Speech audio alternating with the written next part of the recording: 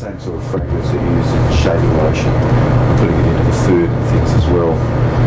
So there's all these synthetics and things which is crept into the diet. But this has got a runaway sugar in it, the disaccharide sugar, which can't be found in nature, like cane sugar, and it has an undigestible component about it as well. Plus, it's extremely high in phosphate. And if we have a pen, let's see. I'll just could I just feel your arm like this? Can you feel those bumps in there? No. Yeah. We less than keep our feeling. I'm telling you.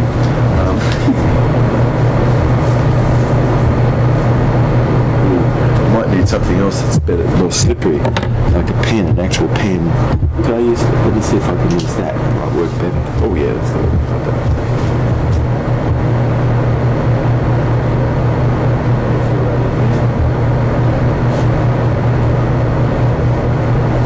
You feel those bumps? Some people can't feel because there's not much feeling. But you should, if you've still got your feeling left a bit, you should be able to feel that basically. But I don't know there'd be anybody in the room that doesn't have this calcium phosphate build up in the body. But you're going to get a lot of phosphate build up. That's a food which won't grow on the earth at all itself. It has no pacifier, natural substance to block fungus. Okay.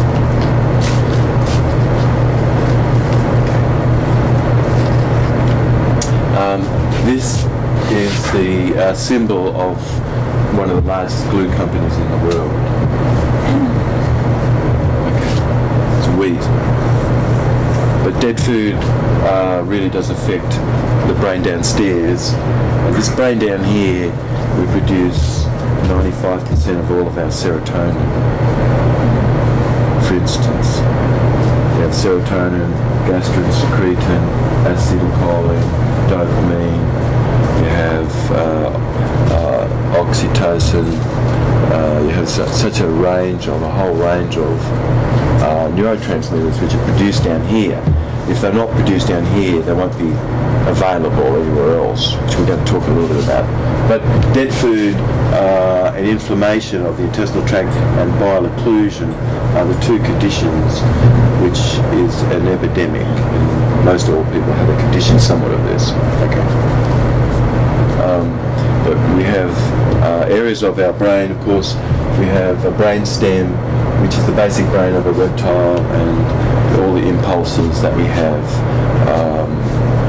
come more from the reptile brain, basically.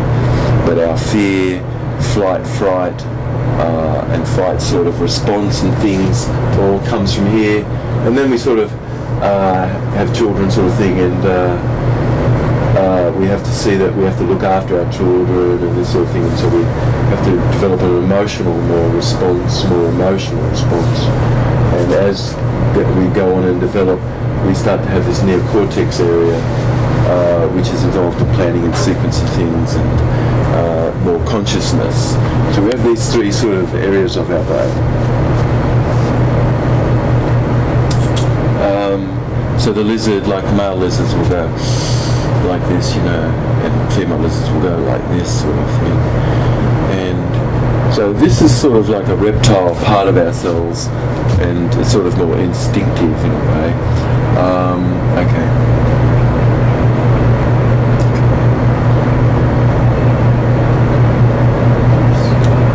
Back.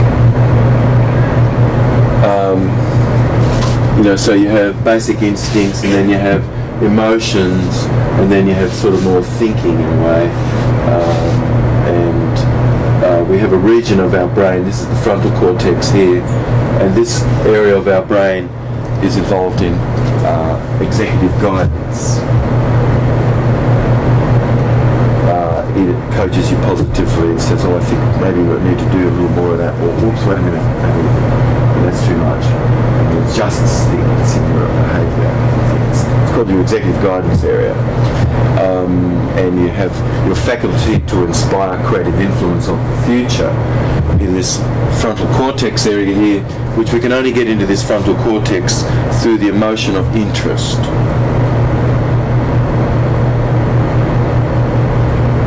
So our brain, the human's brain, the frontal cortex has grown out of anatomy directly implicating interest. So as you have interest, then you're able to get into the frontal cortex, but without interest there is no ability to get into the frontal cortex at all. We have nerves, and electrical activity goes from one nerve to another, and you can imagine that's a nerve cell, and then there's a space called a synapse. And there's little bursts of sacs which burst chemical into this synaptic gap, which creates a transmission of electricity from one place to another in our brain. And these substances which do this are called neurotransmitters, and it's like very important componentry of ourselves to cause electrical activity to flow from one place to another. So without this occurring, of course, all sorts of thinking could be not complete. We cannot have ease of ability to be able to access into various areas of our brain and things. Okay. But already at an early age, we show signs of distress. We can see signs of edema. We can see signs of acid already deposited in this little one's body in utero. We can see that there's an inflammation of the small intestine already, because you can see how this lip is here and things. And the body is composed of fats, dairy fats mainly. But already the situation is not so good, you know, and it's not going to get better really, it only gets worse. Okay.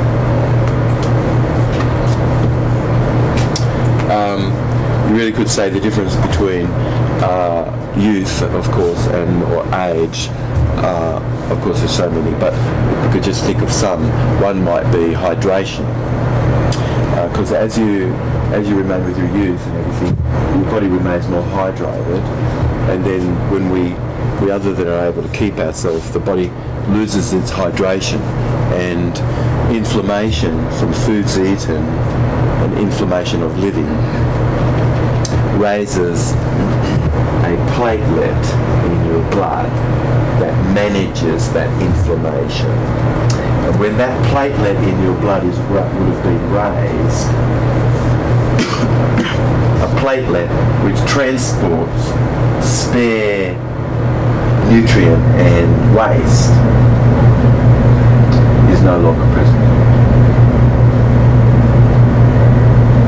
So what we do is we reduce inflammation, and everything that we do, we work toward completely reducing all inflammation. So we have objective investigation, which is easy to observe, to see, but the real effect is something felt, absolutely. Okay.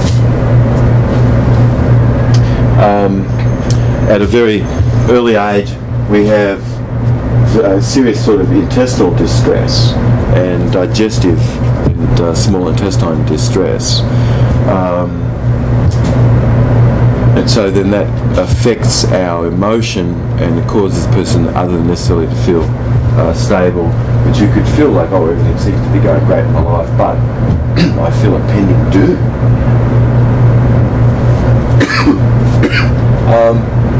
Without proper levels of serotonin, persons can, things can feel fine, but you don't feel quite right about things. Okay. Will you say more about the production of serotonin in the gut later on? Yes, we're going to see a little more as we've got time today. I have to apologise because the area we're talking about has a great depth, and what can we do for you today that can cause you, when you get up from this, that you really have got to the very bottom of things, as much as can be, but it can be incomplete, which will create great deep listening. because it's possible I'm going to share some very deep insight with you that can trigger things for us as a community. But all sorts of things can happen to us as we get older, but things don't get better, certainly. And then we certainly also do have inflammation, a celiac condition. And when somebody has a celiac condition, there can be all sorts of things which can be not sort of working so well. Has everybody heard of celiac? Celiaci. Celiaci? Yeah. Has everybody heard of celiaci? Celiaci is an inflammation of the mucous membrane of our small intestine from undigestible protein, which is in wheat and beans and dairy. We got 20 minutes. I'm halfway through. All right. So we really have a situation of doing what one can to be able to have better health and things, but being suffered quite as a result of having an inflammatory condition of the small intestine, where enterochromaffin cells, which line your digestive tract, produce a substance called hydroxytryptophan, which is the precursor substance to make serotonin. So we have cells that line our digestive tract called enterochromaffin cells. And these cells, they produce a substance to make serotonin. If your enterochromaffin cells are not functioning because you've got excess tannins, you've got undigestible protein from grains of beans, you have high phosphate foods. These are reasons for enterochromaffin cells not to function properly. But so persons can have varying conditions and degrees, and even some knowledgeableness that something is happening to me and I need to be able to correct this. Okay. We won't be talking about this, but I just will share something small. The cell is not the original building block of your body. This is a brand new insight into biology. The organelles which make up the cell are made up out of double spore building blocks. And those double spore building blocks are called viruses, where people are not looking at anything much under microscopes at all, especially anything living. They call them viruses just because they pass through filters, these spores. But the building blocks of these colloid of life are building blocks of spores, but these spores are the building blocks of these double spores, and then these double spores are the building blocks of a red blood corpuscle. These double spores are the building blocks also of the bacteria. Bacteria develops a harder outer shell around itself and becomes a mold. Mold grows in colonies and becomes a fungus. Fungus culminates in fibrous cellulose forms and yeast forms, which is the most advanced form of this life cycle. It's one life cycle. It's called pleomorphism. This insight is coming from the most sophisticated, meticulous investigation of the use of microscopic work in the world, which the vast majority of doctors never avail themselves of at all. They have no idea about. But I just would share with you that the building block, original building block of our body is not a cell, right? But the organelles which make up the cell have their own reproductive schedule beyond the cell. The cell is just a composition of things we can find individually in nature.